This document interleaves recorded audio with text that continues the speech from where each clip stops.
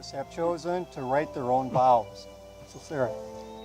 I promise to care for you and love you our entire life. I promise to be your best friend. Whoa. You can't just be saying best friend, okay? Pete's my best friend. Hold up. I thought I was his best friend. We've been through a lot together. Gosh, we have been through so much together. Second grade was really rough for us. I remember when he fell off the monkey bars. I mean, he gave me his fruit roll-up. I gave him my fruit roll-up. That was like... I hope he knows that he's my best friend. Our friendship has survived so much. You think that this is gonna divide us? I promise to be your most loyal friend. I'm loyal too. She is confusing me so much right now. She is my wife. He is my best friend. Who's the best friend here? Who? As this journey of life completely changes us, we'll be together forever. Dude. Aw, he's crying. I'm gonna have to be gluten-free. Oh man, dude, you go gluten-free. I have to be gluten-free. And I don't want to be gluten-free, man. It's the end of an era, Davis. It's the end of an era. Yes, I am crushing these vows.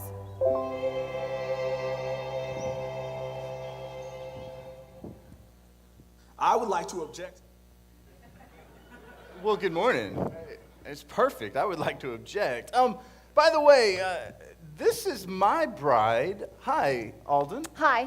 How are you? I'm fantastic. Well, good. I like to hear that. Hey, today we are continuing part 2 of what makes you happy. No, we're continuing part 2 of what happy couples know. And I thought, what a great opportunity to introduce my bride, because was it 12 years ago last Sunday, we got married, like we said I do, isn't that right? Yes, and it was 13 years ago on April 1st that you asked me to marry you. That's true.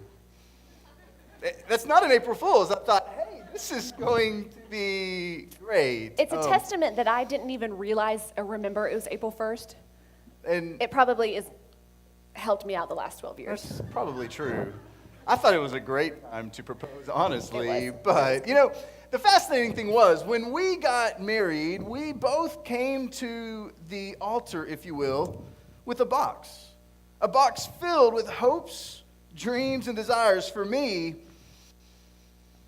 I had this dream that my wife and I would one day just love Aggie football together. And in fact, I actually drug her to College Station yesterday to watch the spring game. 2 and back with 2 kids.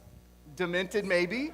But it was beautiful. Hopes and dreams of watching an Aggie football game. I don't know. What about you? Do you have any hopes or dreams? Yeah, so I think you did. This is my coffee mug. My hopes and dreams were that I was going to marry someone who would let me sleep in on a Saturday morning and drink lots of coffee. That's true. I, for one, don't like sleeping in. Yeah, we found that out the first couple of months when on Saturday morning, I taught high school, so I needed my Saturdays. And he would get up at 8 o'clock and bang around in the kitchen until I woke up. I mean... What? I just wanted you to be awake. I missed you. Absolutely. Who Come over here, I'll doesn't? miss you right now. Which brought in conflict resolution. We all have our hopes and dreams around what conflict resolution should look like within a marriage, correct? Or, you know, maybe it's around what your hopes and dreams are for little kids, right? Actually, I think it's probably more like this. I wanted the little boys. I got my way. And I wanted 10 kids. Yeah, I did. No, it was a plan. He had a whole thing. I did. I wanted 10 tuplets, actually, because I wanted a princess, but I also wanted 9 boys. That way it's 5-on-5 basketball. I could easily be the 10th, and I could have the starting baseball team, right? I mean, isn't that what it's all about? Yeah, and a little girl to help me in the kitchen. Well, you know, so that's why we're here today. We're talking about what we've learned. We actually are talking about submission today. So strap on your boots. Let's get going. Absolutely. But But the fascinating thing is, when we come to our wedding, when we come to our marriage, we all come with these hopes and dreams, right? We all come with these ideas of what could be within a wedding. We walk to the altar with our box. We have this box of hopes, dreams, and desires. And the thing is, when you're single, when you're just all about you, you don't think, am I perfect for this person? It's all about, is that person perfect for me? So when I met Scott, I thought, he's perfect for me. It was all about me. So I, of course, hitched up my box and walked it down to the aisle and expected him to understand it. But isn't that true of all of us? That when we have our box of hopes, dreams, and desires, when we go to the wedding table, it actually looks like expectations to the other person. While it's hopes, dreams, and desires to me, it's expectations to the person on the other side. And I didn't necessarily think about that from her perspective. I've got these boxes of hopes and dreams and desires of things I want us to do in life. I've got financial goals. I've got this idea of what we want life to look like. But isn't it true that our expectations are really this? It's a strong belief that something will happen or be the case in the future. It's a preferred future. It's this idea that what I would like to see, I'm putting it in your hands, and I want to see you make it happen for me. And all of us in here, we've got this idea of what we think a preferred future would look like. Some of us, this preferred future comes from our upbringing, and we think about the things that we had in our past, and we think about how we want to see that become a reality, or we think about the way we were raised in the past. We think about what we don't want to bring into our marriage. But the reality is, we all come to this place thinking we're holding our hopes, dreams, and desires, but on the other side of that box, it looks like a bunch of expectations. And the problem is, when we hand over a box of expectations, it creates this idea of a debt-debtor relationship. There's all of a sudden this debt-debtor relationship. When I've got my hopes and dreams and desires, and I put them in Alden's hands, and she looks at it as if it's expectations, there's a debt-debtor relationship. This idea that she is supposed to do this for me, that she is owed me something, that these expectations are something she is supposed to help me fulfill. And as we talked about last week, if there is a debt-debtor relationship, if there's something that somebody owes you, when they repay you, it's not seen as a gift, is it? We talked about it from a money perspective. If you owe somebody money, or if somebody owes you money and they give you the money they owed you, it's not a gift. You don't look at it and say, oh, thank you. You look at it as, well, it's about time, right? If you receive the money and it's not what you expected, it's not quite what was up to par with what you were anticipating, what happens? You begin to think, well, where else is my money? You gave me a little bit, but you didn't give me everything.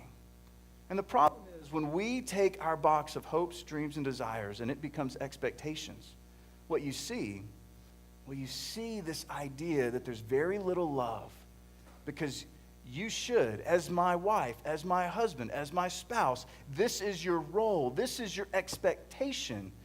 And so love is rarely found, and gratitude is absolutely minimal. So, how do we change this up? If this is a case, how do we keep from having this debt-debtor relationship? And what should we as happy couples do? So as happy couples, when we hear the question, what does he owe me or what does she owe me? The answer is nothing. We owe each other everything, but we do not expect anything in return. We know as a happy couple that we owe our spouse everything, but we expect nothing in return, which is crazy because it's countercultural. It goes against what we do as a society. In society, nothing is free, right? There is always something owed in return. What can you do for me? I'll do this for you if you can do this for me. And so when we bring these ideas into a marriage, that's what starts to trump these relationships, these decisions. Like, okay, well, if I let you go do this, then you've got to let me go do this. In reality, the essence of the Christian marriage is all about submission competition. Like, it is a race to the end of the submission line, which is actually not really there because there's really kind of never an end, right? So you worry about the other person. You are all about what can I do for that person to help them achieve their hopes, dreams, and desires. It's about a submission competition. Now, where did that come from? You know, it's fascinating because as we look at the life of Jesus, which one of the individuals that absolutely changed our culture, that changed the dynamic of humanity as we know it. As we look at who Jesus is, he embodied and he actually taught this very idea. In fact, he came on the scene and he proposed this very new command, which if you're sitting there, and this is before his crucifixion, before he died, you've got Jesus in with his 12 comrades, and they're celebrating Passover. Judas runs off. He went to run an errand of some sort, not quite sure. I mean, you could read the story. So it's Jesus and these 11 in the midst of Passover, and he has the audacity to give them a new command. Now, to these Jewish boys, the opportunity to give a new command was a little bit foreign because they understood that the only person that was allowed to give a new command was God. And God, through Moses, had given all the commands to date. And so Jesus, sitting with these 11, he looks at them and says, guess what, guys? I've got a new command I want to give you. Talk about throwing a wrench in things. These good Jewish boys are sitting there thinking, how can this guy do it? I don't understand. He's hijacking Passover. He's giving us a new command. What do we do with this? And he says this, a new command I give to you today, to love one another. To which the guys are saying, tell us something we didn't know, Jesus. Like, we've heard you talking about this all the time. To which Jesus looks at them and says, hold up. I'm not through yet. He says, love one another as I have loved you, so you must love one another. Now, when they heard that, that wasn't probably very earth-shattering. But you imagine them thinking about that reality after Jesus pulled off the resurrection. Talk about changing the dynamic with which they lived. And Jesus sitting around with the 11, and he says, guys, you remember what I told you? As I have loved you, so you should love one another. And he starts looking at them like, yeah, okay, hold up a second. This is overwhelming. He looks at Matthew, a tax collector, one of the lowest of lows, one of the outcasts in that culture. And he says, Matthew, you remember what happened when I came to you? I mean, I knew you were a tax collector. I knew the society thought you were a scum, but you know what I said to you? I didn't look at what you did. I didn't look at what people thought of you. I looked at you and I said, follow me. You remember what happened after I invited you? To which Peter chimes in and goes, whoa, wait a second, Jesus. I remember that day. You got Matthew to invite all of his friends over. That was the worst day of my life. You're asking me to hang out with all of them. This is not right. And he's like, yeah, I know. You remember how I showed you to love one another? That's what I want you to do.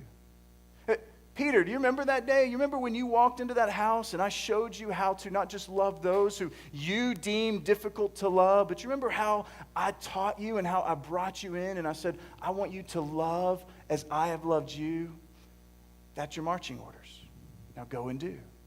And you see this lived out throughout the entire account of Acts, which is basically a journal, if you would, of how the church began. And Paul was an individual that took those marching orders as well. He was an individual that ran with those marching orders and began saying, okay, guess what? If this is our new command, if this is our new ethic, then how do we apply this to any and everything possible? To which basically this new ethic would ask this question. When you're not sure what to say or do, love like God through Christ loves you. When you're not sure what to say or do, love like God through Christ loves you. When you're not sure what to say or do, when you're not sure which way to look, when you're not sure when you're not sure what to say or do, love like God through Christ loves you. To which Paul takes that and he begins to run with it. He takes that and begins to say, all right, in every relationship we have, we need to live out this ethic. In every relationship we have, we need to live out this idea that when I'm not sure what to say or do, I need to love God through Christ loves me. And he began to apply that into marriage. And check out what he said when he's beginning to apply this to marriage. He says this, wives, submit yourselves to your own husbands as you do to the Lord. Now, I don't know about you. It's pretty simple. I think we can pray. Yeah. God, let's just stop it. Sorry. I'm trying not to laugh because of the lights, but I'm also kind of laughing inside, probably a little bit darkly, because this is the very verse that some of you have issues with. And this concept of having to submit to someone, especially wives to husbands or women to men, is probably why some of you might have turned away from church already or turned away from God. You have friends, you have family who do not understand this verse, and I completely get it. I get it because it's not been done justice to our society. I believe that it has been interpreted correctly, and I can say that because I am a woman. So, I want to look at this a little bit further, okay? So first of all, a little bit of background. Our English translations of our Bibles, our English Bibles, are translated, this verse in particular, from the Greek.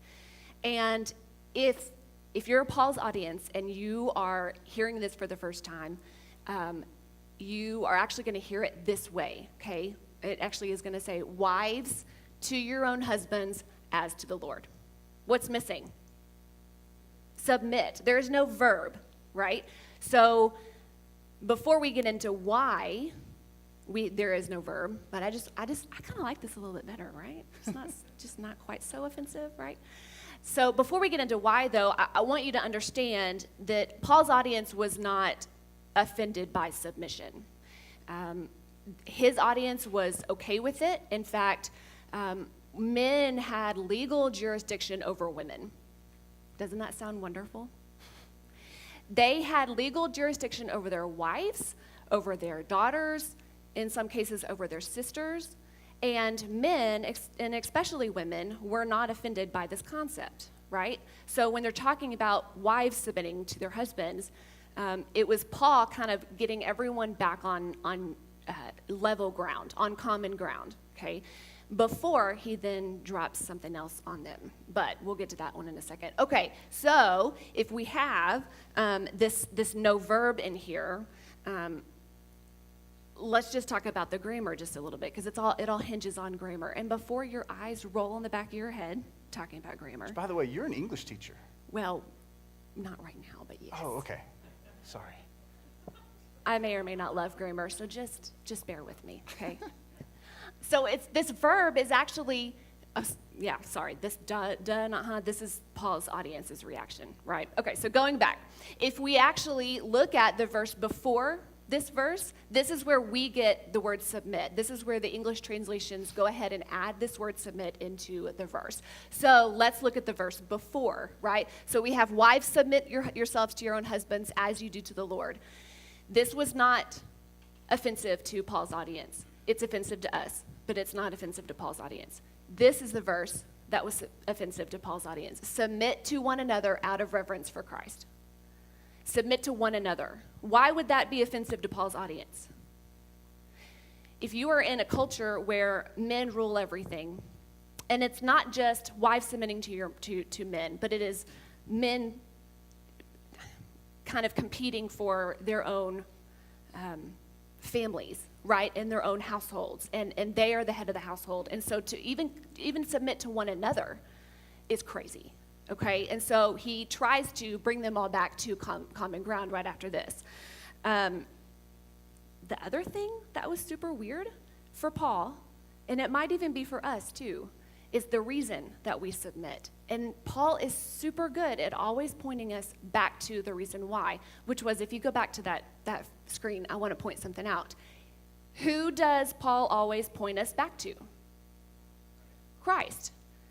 Why do we do this? How do we do this? It is out of reverence for Christ. It is as you do to the Lord. It is as you do for Jesus, or at this point, God. Okay? So that's the other new thing that was super weird for this audience. So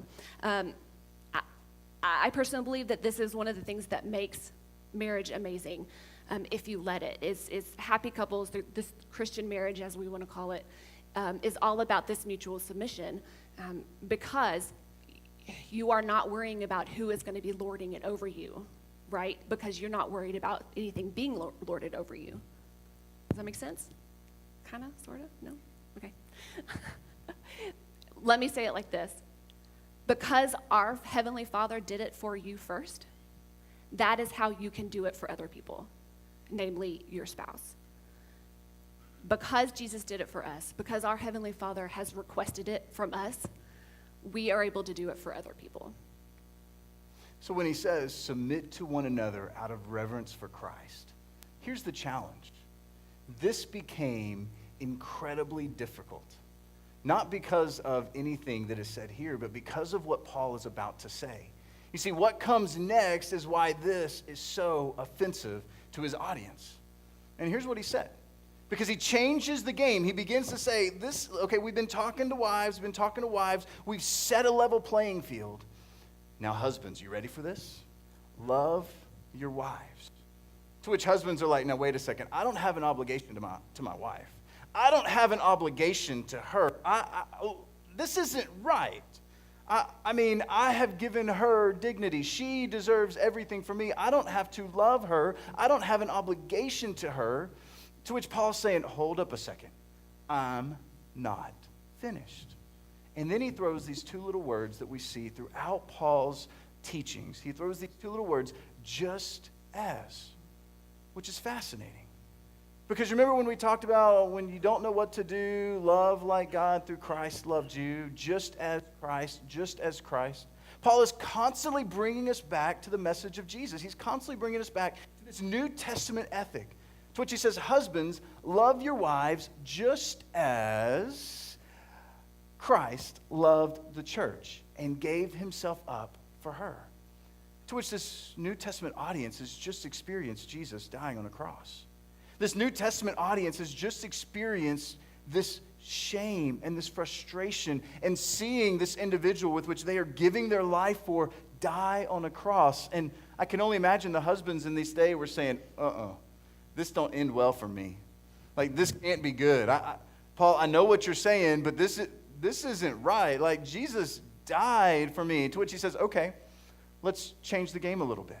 He says, in the same way, husbands, you should love your wife as your own bodies, right? In the same way, husbands ought to love their wives as their own bodies. In other words, in a marriage, in this idea of mutual submission, it's not one over the other.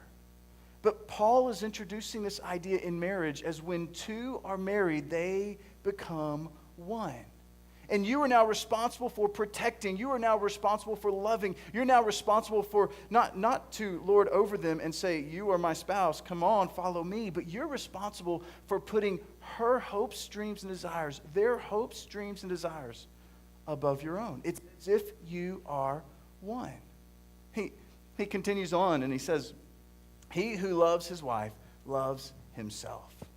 I mean, this is such a valuable concept. Paul is showing us that in marriage, it's not two equals.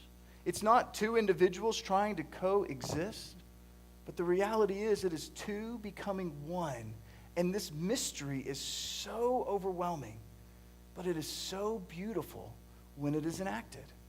And that is why he says, and that's why we've been saying, that what comes next, this idea of loving your wife or loving your spouse as Christ loves the church, is so offensive to us. Because we live this out, this idea of mutual submission, and it is putting their hopes and dreams and desires above our own. It's offensive in our society to think that we have to submit ourselves under someone. And specifically women, and I know that some of you are like, you have all sorts of differing views on this. But one thing that we can agree on because of our culture, because of where we live, is that all people are created equal, right? that we embrace as a culture that women are equal to men. But I have a question. Guess who introduced this equality to the world? Guess who was the very first person to give this equality, to give this dignity and this worth to women? Who was it? Jesus. Jesus was the first person with any sort of authority, not that it immediately changed the world or every culture, as to which we can attest. Not that it immediately did that, but Jesus was the first person with any authority to even then roll out this idea of dignity and worth for women. And this might be a little naive, but I think that all women should be a Jesus follower, if for no other reason than this, because he was the one who first said, no, husbands, men, wives are just as important for you and for me, to me. I mean, probably naive. Well, I don't know. Well, you even look at Jesus as the gospel writers are documenting the resurrection. They utilize the story of women. They utilize the account of women, to which in that day a woman's voice wasn't even counted in court. And yet they shared it. They said, this is valuable. This is incredible. These women saw it, and we want to raise them up. We want to lift them up because they're valuable. So back to Paul. What was Paul saying? What was Paul saying in this idea of mutual submission, of this idea of loving? What was Paul saying? Well, I think he's asking us a couple questions. The first one is this. How do we do this? We answer the question, what is life to you? And when you begin to think about what are your hopes, dreams, and desires, when you begin to think about what have you put in your box, which we challenged you to think about last week, what have you put in your box? What is life to you? This reality is lived out when we decide to put her before that. When you begin to think about what is most important to me, well, you want to know how to love your bride as Christ loves the church. You want to know how to love your spouse as Jesus loved the spouse. You want to know how to take it into a oneness, is to put her before that. To put her needs, her desires, her hopes, dreams, and desires before that. Now, here's the challenge. And this is where we all come to be. Is because it's our responsibility to decide, right? We get the ability to decide, what are we going to do? Am I going to lean in, and am I going to say, you know what, this isn't right, this isn't good, like, I just don't think this is what marriages were about, or are we going to decide that, you know what, my spouse doesn't owe me anything. My spouse owes me nothing. I owe them everything, but my spouse owes me nothing. It is our opportunity and our reality to decide, what are we going to do? What are we going to do with our hopes, with our dreams, with our desires? Because for us to really do this, the reality, it is a mutual expression. As followers of Jesus, it is mutual when we come to this, when we begin to say, rather than making it expectations, I want to turn the box. I want to remind you, this is my hopes, dreams, and desires, but I'm putting this above what your desires are. There's a mutual ability in this reality. So it begs the question, how do we take our hopes, dreams, and desires out of the expectation box and put them back in our hopes, dreams, and desire box? Thoughts? Well, it has to be mutual. Mm-hmm. Sorry, I'm lost. Oh, you're good. So it has to be mutual, you're correct. So we look at the verse, it says, submit to one another out of reverence for Christ. And that brought us to our homework last week. You're good. So homework. Last week, we asked you two questions.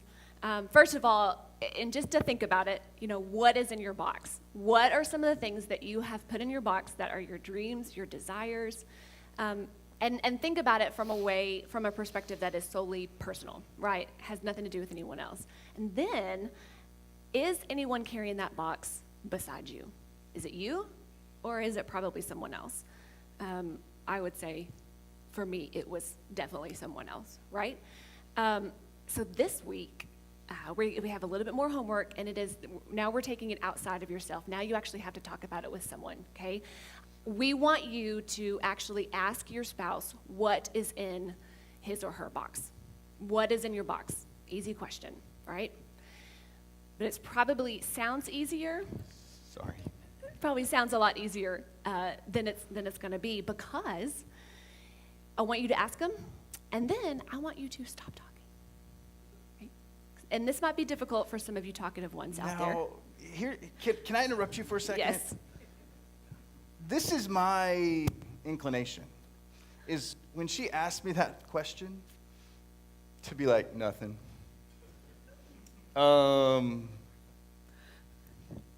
Aggie football. No, can we get back? Like, can we just watch the TV show? Like, do we really have to have the question? Because I mean, let's be honest. I don't necessarily like to really dig in and give that last 10% because it makes me vulnerable. And for me, I don't like to. I have to make sure that my posture for listening is ready to go, right? So, like, if I ask the question, I can't be like doing something else, or sit down and be like flipping through my phone, right? You have to be ready to hear that answer, because the other person has to know that it is a safe space, right? This is the all-in question. This is it. And this is why it's going to be difficult for most of us. And so you have to build that space for that person to share and stop talking, right? Absolutely. Which, the beautiful thing about this question, and the beautiful thing about what we're talking about when we deal with mutual submission, it's this idea that when we are legitimately sharing our thoughts, our hopes, our dreams, our desires, it creates us to be less self people. And you know what I've found is less self people tend to be happier people. I mean, you think about the people that think about themselves less and less and think about others more and more. They tend to be happier people, which I think the same could be true about relationships. Yeah, I think it's one of those very practical ideas. You're like, okay, you leave a lot of places where you get some help, or you have this problem facing you. You say, oh, well, that's well and good, Scott, but when I go home, this is what I'm faced with. So very practically, you can, on your end, just start doing small acts, acts of, and this is going to be crazy, but small acts of submission, whether you're a man or a woman. Those small steps are the ones that are going to start transforming. And it does sound crazy, because it might take a few weeks, it might take a few years. You know, this is a process. But here are tangible, practical steps for you to take. So here's probably an objection, if I could just be frank. When we begin to talk about this idea of mutual submission, when we begin to talk about this idea of turning the box around and taking the expectations away and making it more of hopes, dreams, and desires, here's what I'm afraid of, is we are going to look at each other, we're going to say, now hold up, Scott, you don't understand. If I let off the gas pedal, if I begin to try to keep them from doing X, Y, and Z, if I ask this question and I don't expect this of them, what if they begin doing this? What if they begin buying too many shoes? What if they begin to destroy what we've been building together? What if they pick up that habit? What if? And the objection is, I'm afraid that. I'm afraid that if I really do this, if I take the expectation away, they won't live up to their end of the bargain. So when we continue to have expectations, what we end up doing is we've got a relationship that is basically a tug of war. We've got a relationship where we're constantly trying to pull back, and we're trying to pull each other in one direction or the other. And when we have a relationship that's defined by tug of war, what we ultimately have is we have a debt-debtor relationship. We've got a relationship where if I don't let go of the rope, this might not end well. We've got this expectation that could be very difficult. So what do we do with that? Well, when I think about what Jesus did for me, when Paul begins to talk about, when the New Testament writers begin to talk about this reality that when you begin to look at what's going on in your life, when you begin to look at yourself in the mirror, when you begin to look at your frustrations, your inability to live up to the expectation, when Jesus looks at your life, you know what Jesus did? He did not hold you to expectations, but rather he opted to drop the rope, to allow you to be able to come to him with no strings attached, saying, come here. So just as Christ loved us, so we ought also to drop the rope. Because here's what I found is there is no hope in our relationships until we drop the rope. There's no hope in our relationships until we legitimately say, we're going to drop the rope. We're not going to hold this tension. I know it's hard. I know there's expectations, and I know I need to hold them up to a standard or hold her up to a standard. But when we do that, we live in this world of expectations. We live in this world of a debt-debtor relationship. And what Jesus did for us is he dropped the rope.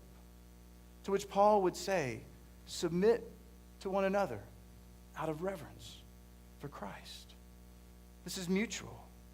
This isn't about, well, this is what the wives are supposed to do. This isn't about, this is what the husbands are supposed to do. This is this idea that happy couples put each other first by going first in an effort to be last. Happy couples don't have this expectation, this you owe me reality. They're saying, I want to put your hopes and desires first, knowing I owe you everything and you don't owe me anything in return, in an effort to be last. But can I tell you, that is difficult. I wish I could sit here today and say, man, we've got it all together. Because this is so hard. But when we live this out, can I appeal to you that your relationships will be so much more fulfilling. You will be so much happier in your relationship, and your relationship itself will be so much more happier. So what do we do with our box? If we're supposed to take our hopes, dreams, and desires, and we're just supposed to turn the box around and not hold any expectations, what do we do with our box of hopes, dreams, and desires? Well, I'm glad you asked. Because next week, we're going to talk about that. We're going to talk about how do we legitimately take the hopes, dreams, and desires. What do we do with them if we've let go of the rope and we've legitimately decided to love our spouse as Jesus Christ loved us? You know, today's message, I know good and well, it's probably a difficult one to really take hold of. Today, as we talk about this idea of mutual submission, I know that this is a topic that when it comes to relationships, when it comes to just society as a whole, the church gets this archaic feel because of this reality. But I don't believe it should be that way. And I believe the reason we've got it that way is because we as husbands have abused this verse way too frequently. When Jesus came, he said, love as I loved you. Love as I loved you. Love your neighbor. Love your spouse. Love the people that are hardest to love, like the tax collector, just as I loved you. And one of the best things for me is when I became to realize that when Alden does something that upsets me, like sleeps in on a Saturday morning, she didn't do that because she doesn't like me. She didn't do that because she thinks I'm crazy. She did that because that's her hopes, dreams, and desires. For me, my expectation, you need to get up. We got things we got to do. Like the sun is burning, baby. Come on. Let me just say, this was before kids. Yeah, pre-kids. Pre-kids. Small. In an apartment banging dishes. Like it was easy to wake her up on Saturday morning. I'm just telling you, it really was. Now you know how you can pray for me, all right? Now you know how you can pray for me. There you yeah. Alden, could you do us a favor? Could you pray for us? Yes. God, thank you so much for just recognizing that relationships and marriages are hard. They're difficult. But you have not left us without a strategy, some help, and good examples for us to follow along. I pray that we would all take this week's homework seriously, that we would actually talk about our hopes, dreams, and desires, and more importantly, we would be really good at listening and understanding and being open to what the other person in our relationship has to say. That these are things to not be taken lightly, God, because you are not to be taken lightly, God. You have given us the freedom to be equal, the freedom to love you, the freedom to love each other. And so, God, I just pray that you will be with us this week as we are practicing this scary concept of mutual submission. And it is in your wonderful name we pray. Amen. Amen.